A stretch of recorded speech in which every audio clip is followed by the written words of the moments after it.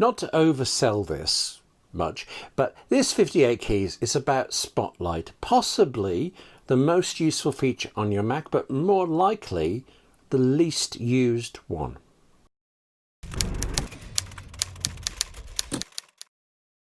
Hello, I'm William Gallagher. This is 58 Keys, and it's always about how writers like you and me can get more out of our Macs and our iPhones and our iPads. Now, you are a writer, I can tell. So do please tap that YouTube subscribe button, because we have so much to talk about. This time, what we're going to talk about is very specifically, well, I think actually we need to talk about Spotlight. It's on our Macs, it's part of macOS, it's free, it's right there waiting for you, but I think I can be pretty certain you don't use it enough. Maybe not at all, but certainly not enough, because neither do I. Neither did I, really. I actually use an alternative. I use an app called Alfred, and I had planned to show you a bit of Spotlight, and then why you might find this Alfred app more useful, except, wow, is Spotlight good. The more you look into this, the more it seems to do. I haven't thrown away Alfred, and I will still definitely do a 58 Keys all about that, but this time, for now, we are focusing on the excellent Spotlight. We are going to put the... here's why. Spotlight, it's Apple's name for just search on the Mac. If you hold down the Command key and you tap the space bar, you get this search bar. You could click on the magnifying glass icon up in the menu bar, but nah. You're a writer. You've been typing away. In a second, you're going to be typing into the Spotlight search bar, taking your hand off the keyboard, clicking. No, just Command space and get into Spotlight. Now, when you're in there, if you use Spotlight at all at the moment, it's most likely to do something like this. You're going to search for a document, and you do it by typing its name. After a moment, there's a long list of things on your Mac that match what you're looking for. Much of the time, actually, the one you want will be right there at the top or near enough, and you tap the arrow key down, highlight it, hit return, away off you go. It can be a long list, though. Spotlight does break its results down into categories, and you know how you can arrow down through every entry? Well, you can also Command arrow down to skip through the categories. And you are likely to need that at times, because you're very likely to get an awful lot of search results.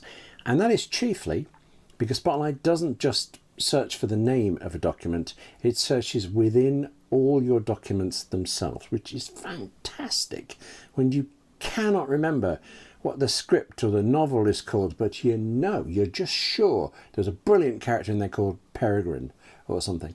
When you do know the name, though, actually, you can just say, no, I only want to search for that. Name, colon, type the name. Or similar, if you knew you wrote it in Pages, kind, colon, Pages, what it's called. Now, I know we're writers, but of course this doesn't have to be limited to writing. Say you took a great photograph for your book last Tuesday. Photos last Tuesday. Photos, documents, works with anything on your Mac. One quick thing I should say, I'm showing you Spotlight on macOS Catalina. I'm currently using the beta of the next release, macOS Big Sur, and things look a little different there. Actually enough so that I hope it'll change back to the way it was. But if it doesn't, anyway, it's cosmetic differences. The functions are the same, the results are the same. And so far, out of all the ones I've shown you, these functions and results, they've all been to do with searching your Mac for your documents or photos or whatever. And actually, you can go further. You can say that you want to search for a document that's got this name, was written in Pages, was created on the 4th of July 2017, but was modified last Wednesday. And as well as all of this, Spotlight can actually do some work for you. Spotlight can do some maths.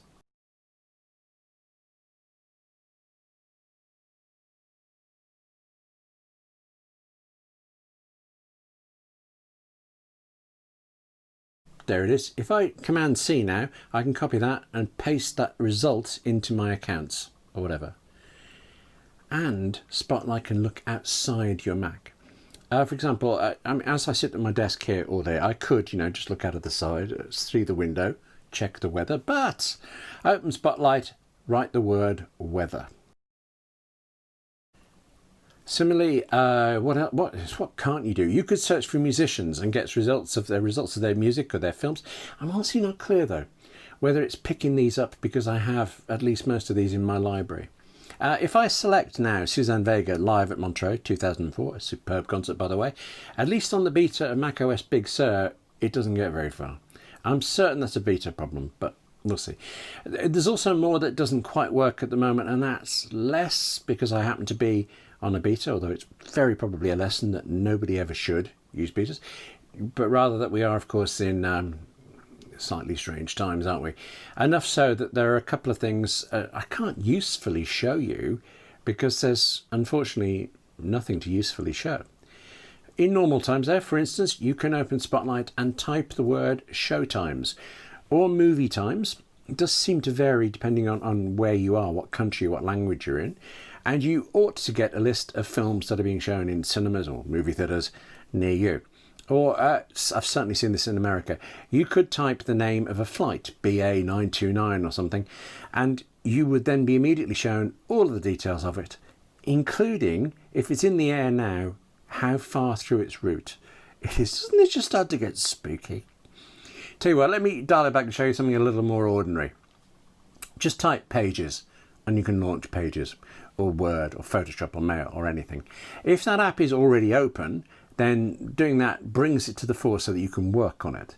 So rather than clicking on an application in your dock, or if it's not in the dock, going to your applications folder, finding it there, clicking there, you can command space, type the name, or actually just part of the name, hit return, and away off you go working in that app.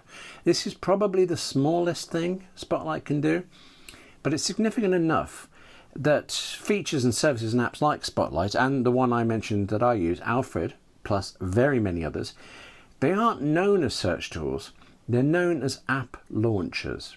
Now, as I say, there are very many of them. They're all slightly different. Actually, all the ones I've tried have been excellent. And yesterday I would have told you that I have entirely replaced Spotlight with this one Alfred. But as I checked into what Alfred can do and what Spotlight does, just trying to compare the differences, I have become so much more of a fan of Spotlight, and I want you to be as well.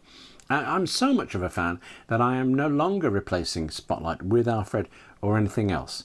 I'm using two of them together.